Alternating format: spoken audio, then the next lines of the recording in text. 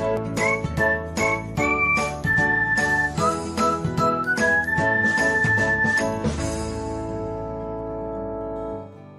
everyone, welcome back to another episode of Technologyglance.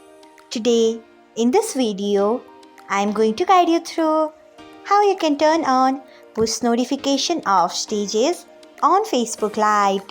So, let's get started. Firstly, open Facebook Lite app in your device. Then tap on three lines icon. Next, tap on settings. After that, tap on notifications. Then scroll until you find stages. Next, tap on it. After that, you can see the option of push. Turn on it by tapping on it.